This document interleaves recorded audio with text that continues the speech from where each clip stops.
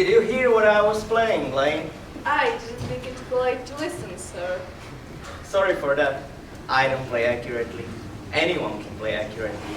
But I play with wonderful expression. As far as the piano is concerned, sentiment is my forte. I keep signs for life. Yes, sir. And speaking of the signs of life, have you got the cucumber sandwiches cut for Lady Brighton? Yes, sir. Mr. Ernest Witty.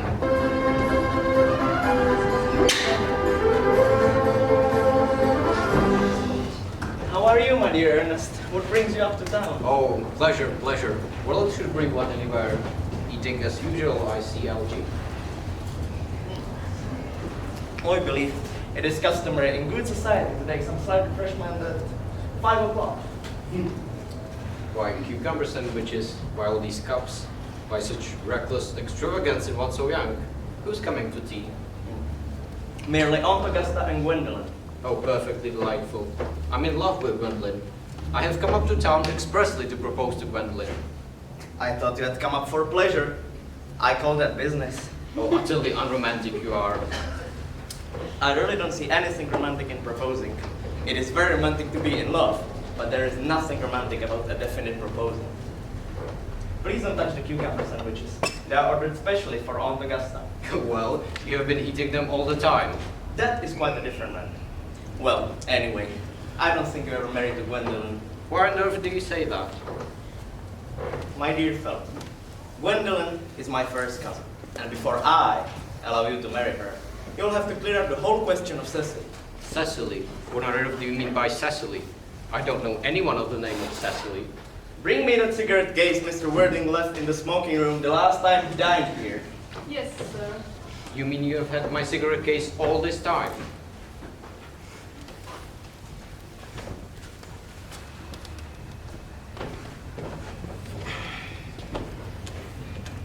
Now that I look at the inscription inside, I find that the thing isn't even yours after all. Of course it's mine, and I want my cigarette case back. Yes, but this is not your cigarette case. This cigarette case is a present from someone of the name of Cecily, and you said you didn't know anyone of that name. Well, if you want to know, Cecily happens to be my aunt. Your aunt. Just give it back to me, LG. But why does she call herself Little Cecily if she's your aunt?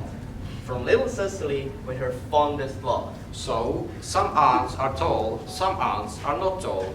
You seem to think that every aunt should be exactly like your own. That is absurd. Yes, but why does she call it you, her uncle? From Little Cecily with her fondest love to her dear Uncle Jack. Besides, your name isn't Jack at all. It is Ernest. It isn't Ernest, it's Jack. You have always told me it was Ernest. I have introduced you to everyone as Ernest. You answer to the name of Ernest. You look as if your name was Ernest. You are the most earnest looking person I ever saw in my life. Well, my name is Ernest in town and Jack in the country.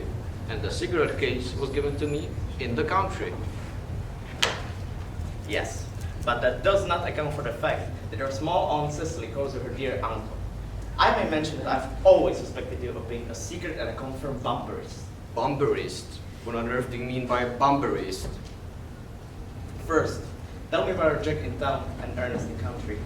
My dear Algie, the late Mr. Thomas Cardew, who adopted me when I was a little boy, made me in his will guardian to his granddaughter, Miss Cecily Cardew.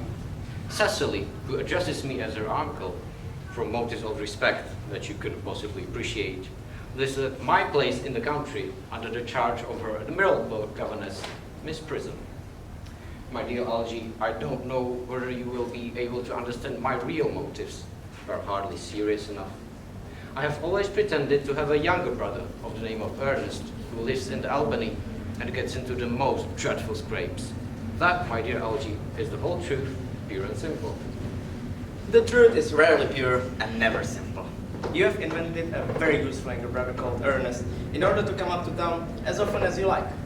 I have invented an invaluable permanent invalid called Bunbury in order to go down into the country as often as I choose.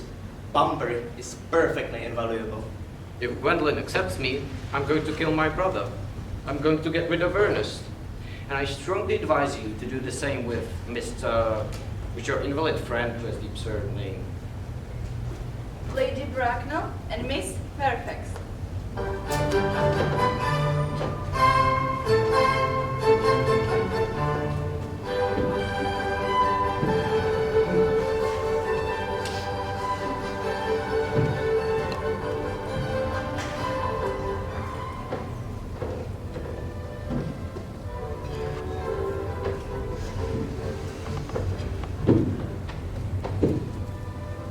Good afternoon, my dear Algernon. I hope you are behaving very well. I'm feeling very well, Aunt Augusta. That's not quite the same thing. In fact, the two things rarely go together. Dear me, you are smart. I'm always smart, am I not, Mr. Wildean? You're quite perfect, Miss Fairfax. Oh, I hope I am not that. It will leave no room for development, and I intend to develop in many directions. I am sorry if we are a little late, Algernon. Now, I will have a cup of tea and one of those nice cucumber sandwiches you have promised me. Certainly, Aunt Augusta. Gwendolyn, won't you come and sit here? Thanks, Mama. I'm quite comfortable where I am. Good heavens. Lane, why are there no cucumber sandwiches? I ordered them specially.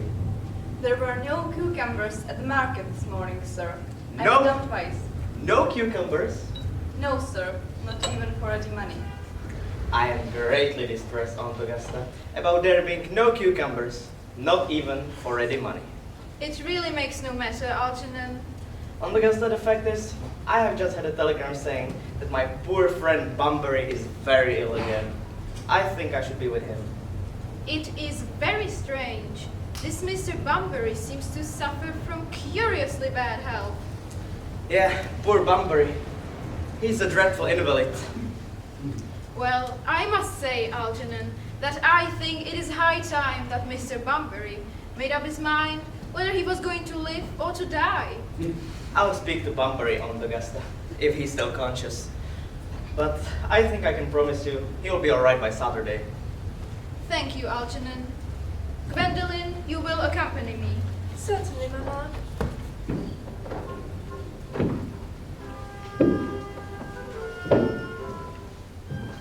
Charming day it has been, Miss Fairfax. Pray don't talk to me about the weather, Mr. Wildean. Whenever people talk to me about the weather, I always feel quite certain that they really mean something else. I do mean something else. I thought so. In fact, I'm never wrong. And I would like to be allowed to take advantage of Lady Bracknell's temporary absence. I would certainly advise you to do so. Gwendolyn, ever since I met you, I have admired you more than any girl I've ever met since I met you. Yes, I'm quite well aware of the fact. And I often wish that in public, at any rate, you had been more demonstrative. For me, you've always had an irresistible fascination. Even before I met you, I was far from indifferent to you. When Algernon first mentioned to me he had a friend called Ernest, I knew I was destined to love you. You really love me, Gwendolyn? Passionately. Darling, you don't know how happy you've made me. My own Ernest. But you don't need to say that you couldn't love me if my name wasn't Ernest. But your name is Ernest. Yes, I know it is, but supposing it was something else, do you mean to say you couldn't love me then? Ah, that's clearly a metaphysical speculation. Personally, darling, to speak quite candidly, I don't much care about the name of Ernest. I don't think the name suits me at all. It suits you perfectly. It is a divine name. It has music of its own. Well, really, Gwendolyn, I must say that I think there are lots of other, much nicer names. I think Jack, for instance, a charming name. Jack? No. There's very little music in the name Jack, if any at all. It doesn't thrill.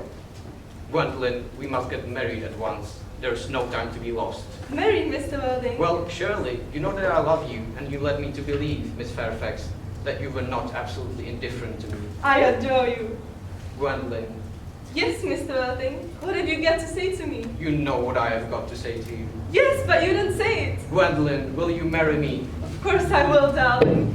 Mr. Worthing, Mama, Mr. Wildean has not quite finished yet. finished what, may I ask? I am engaged to Mr. Wildean, Mama. Pardon me, you are not engaged to anyone. When you do become engaged, I, or your father, should his health permit him, will inform you of the fact. Now, I have a few questions to put to you, Mr. Worthing. While I'm making these inquiries, you, Gwendolen, will wait for me below in the carriage. Mama? In the carriage, Gwendolen. Yes, Mama. You can take a seat. Thank you, Lady Bracknell. I prefer standing. I feel bound to tell you that you are not down on my list of eligible young men. However, I'm quite ready to enter your name, should your answers be what a really affectionate mother requires. Do you smoke? Well, yes, I must admit I smoke. I am glad to hear it. A man should always have an occupation of some kind. How old are you? 29. A very good age to be married at. I have always been of opinion that a man who desires to get married should know either everything or nothing. Which do you know? I know nothing, Lady Bracknell. I am pleased to hear it. I do not approve of anything that tempers with natural ignorance. Fortunately, in England, at any rate, education produces no effect whatsoever. What is your income? Between 7,000 and 8,000 a year. In land or in investments? In investments, chiefly. That is satisfactory. I have a country house with some land. A country house? You have a townhouse, I hope? A girl with simple and unspoiled nature like Gwendolen could hardly be expected to reside in the country. Well, I own a house in Belgrave Square. What number in Belgrave Square? 149. The unfashionable side. I thought there was something. However, that could easily be altered. Do you mean the fashion or the side? Both, if necessary, I presume. What are your politics? I'm afraid I really have none. I'm a liberal unionist. Oh, they count as Tories. Now to minor matters. Are your parents living? I have lost both my parents. To lose one parent, Mr. Worthing, may be regarded as a misfortune. To lose both looks like carelessness. Who was your father? I'm afraid I really don't know. The fact is, Lady Bracknell, that my parents seem to have lost me. I don't actually know where I am by birth. I was found. Found? The late Mr. Thomas Cardew, an old gentleman of a very charitable and kindly disposition, found me and gave me the name of Worthing, because he happened to have a first-class ticket for Worthing in his pocket at the time. Worthing is a place in Sussex. It's a seaside resort. Where did this charitable gentleman who had a first-class ticket for this seaside resort find you? In a bag. A handbag? No, Lady Bracknell, just a bag. A somewhat large, brown, leather bag. In what locality did this Mr. James or Thomas Cardew came across this ordinary handbag or bag? In the cloakroom at Victoria Station. The cloakroom at Victoria Station? Yes, the Brighton line. The line is immaterial. May I ask you then what you would advise me to do? I need hardly say I would do anything in the world to ensure Gwendolyn's happiness. I would strongly advise you to try and acquire some relations as soon as possible, and to make a definite effort to produce at any rate one parent of either sex before the season is quite over. Well, I don't see how I could possibly manage to do that. I can produce the bag at any moment. But you can hardly imagine that I and Lord Bracknell would dream of allowing our only daughter, a girl brought up with the utmost care, to marry into a cloakroom and form an alliance with a parcel. Good morning, Mr. Worthing.